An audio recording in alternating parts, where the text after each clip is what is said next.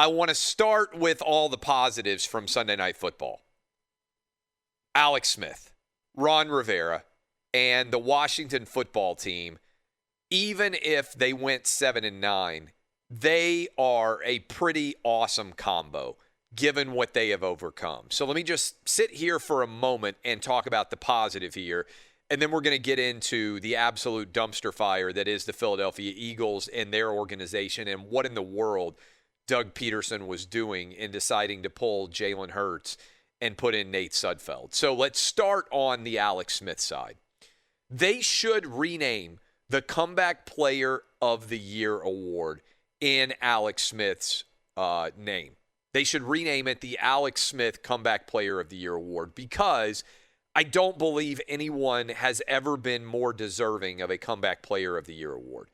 After his leg was broken so gruesomely, after all of the different surgeries that Alex Smith had to go through, the talk was that he might die because of infection from that leg breakage, and also that they might have to amputate his leg. And for him to come back, and not only come back, but play as well as he did, because make no mistake, the Washington football team is entirely different with Alex Smith as opposed to Dwayne Haskins. For this football team to fight through all of the off-the-field shenanigans, the renaming of the franchise, the allegations of impropriety in the organization, which were major stories out there, and for them to find a way, even if they are 7-9, in the first year of Ron Rivera, who would find out that he has cancer and would actually say that in order to prepare for coaching this game at night, he was going to have to try to stretch his schedule because he had been going to bed so early because of the lack of energy that he had from taking chemotherapy during a COVID season. Not even during a regular season, during a COVID season. This is one of the all-time feel-good stories involving a coach and player that has ever existed in the history of the NFL. So if you weren't feeling phenomenally good about Alex Smith and Ron Rivera when they won on Sunday night, even if it was the woeful, very bad NFC East this year, then you might well have a heart of stone. That is the positive. I think that Washington has a very slim chance to be able to beat Tom Brady and the Tampa Bay Buccaneers, which is going to be one of our night games in the great Saturday-Sunday duo. It's Saturday night's game. You have to be pretty excited about that. But what Doug Peterson did to pull Jalen Hurts and put in Nate Sudfeld, who then subsequently has 2 turnovers, an interception, and a bad fumble, and to have their guys jumping off sides like they were, it felt like the fix was in this game if you had bet on the Philadelphia Eagles. Now, I bet on Washington because I believed that Alex Smith was going to be starting in this game, and I thought he would be the difference maker. And by the way, I gave you out 8 picks on Friday's show. I hope you were listening, or I hope you were following me on Twitter to be able to see it. And we went 6-2 in those 8 picks to run our season record to 61-38. So I wasn't going to complain about it. But I do think you have to take a step back and talk about what a mess the Philadelphia Eagles are right now. Okay? You have Carson Wentz, who they have signed to a monster contract, effectively saying, hey, I want out. The way that you benched me from a Carson Wentz perspective, he's like, my tenure in Philadelphia is over. I think if there's any salvation at all, can you imagine the Philly fan reaction if there had been actual fans present for Carson Wentz and his performance early in the year, but then also for Doug Peterson to be benching Jalen Hurts down the stretch of this game like he did? There would have been boos raining down on the field aplenty. But I don't know what you do if you are Philly right now. Because did Jalen Hurts show you enough to believe that he's the long-range future of this franchise? I don't think so. I didn't think he played poorly, but the Eagles down the stretch of this season certainly didn't get miraculously revitalized with Jalen Hurts and change the trajectory of the season, right? I mean, I think that's one of the big storylines here, and I don't think you can blame Jalen Hurts for that. I think there are lots of issues with the Eagle franchise going forward, not the least of which is the amount of money that they've committed to Carson Wentz. But if you look at this franchise, they were sitting after, they were sitting in decent shape after they beat the Cowboys all the way back on November 1st, right? They won against the Cowboys and seemed like they were in decent shape. They had won 2 straight division games at that point. Then here's what happened. Lose by 10 to the Giants. Lose by 5 to the Browns. Lose by 6 to the Seahawks. Lose by 14 to the Packers. They came out of nowhere and beat the Saints. Remember in that in that game where the Saints really just kind of got whipped, didn't play very well in the first half. Then they lost to the Cardinals, they lost to the Cowboys, and they lost to Washington. So down the stretch run of the season, the Eagles went 1-7. And going to Jalen Hurts didn't really change anything. So can they find someone to take Carson Wentz? Were they trying? Did they basically make the decision, hey, we want to end up with as high of a draft pick as we possibly can because we know there's going to be a lot of demand out there for the top part of this draft, and maybe we can pair Carson Wentz with the number 4 overall pick and find a way to get out of this. Dub, where are they going to finish up? Look up exactly where the Eagles are going to finish up now in theory in the draft scenarios.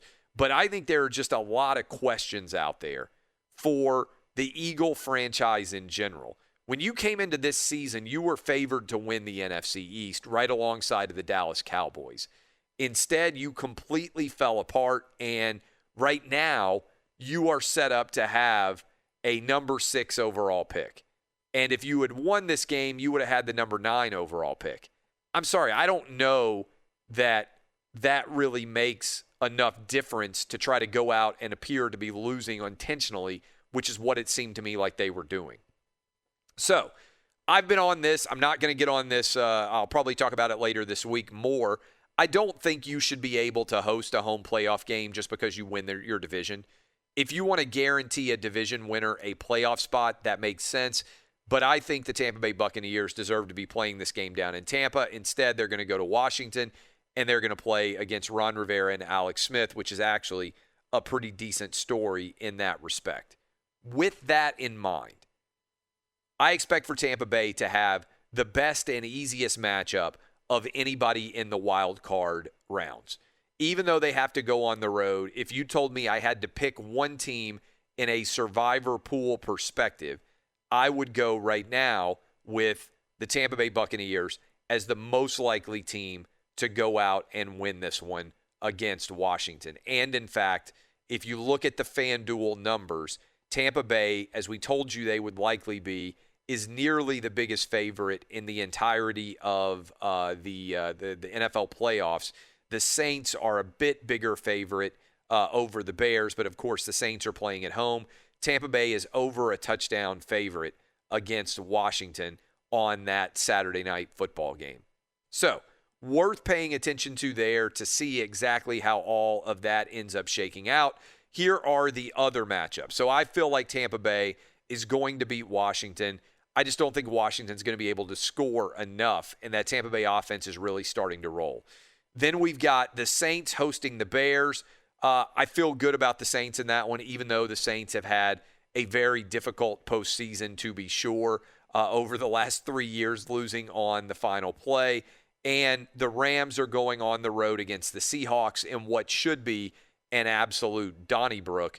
Those two teams don't like each other very much. They're very familiar with each other.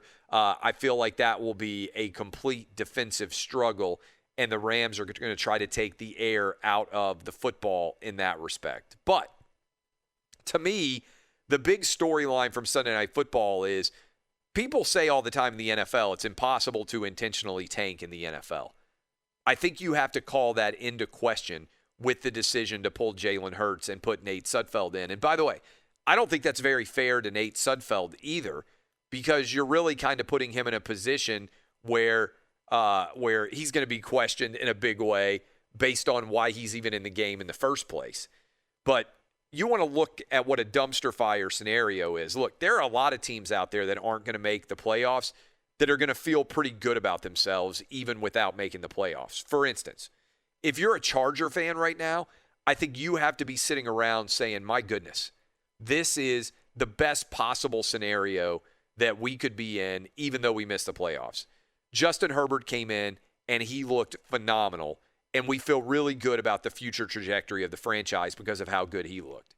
I think if you're a Bengals fan, even though Joe Burrow got hurt, he's putting out videos, and he's looking like he's going to be better.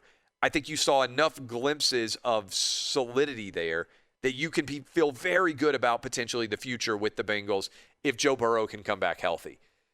I think if you're a Dolphins fan, even though you didn't perform very well on the road against Buffalo, you can at least sit there and say, hey, we got the number 3 overall pick. There's a lot of different directions we could go with this going forward. The Texans, at least you have Deshaun Watson.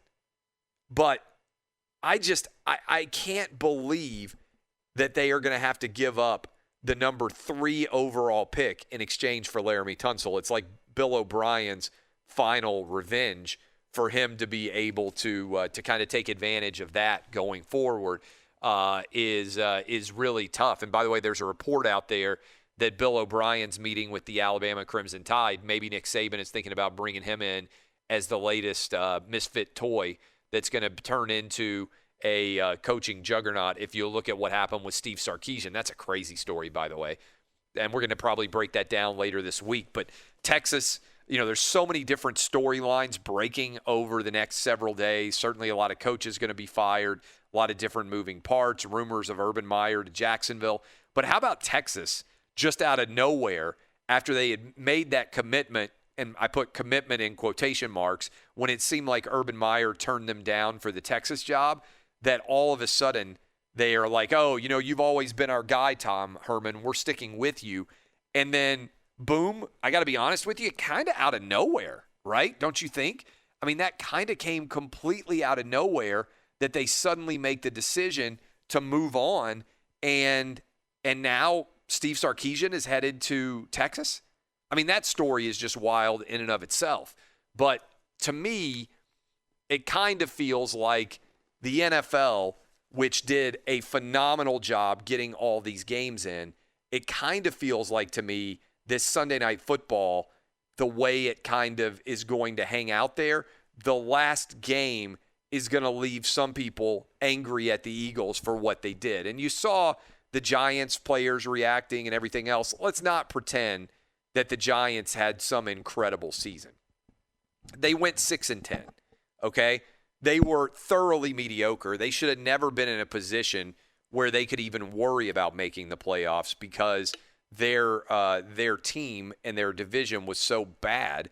That's the only reason that they would have ever been in the mix at all historically is because the NFC East was such a disaster.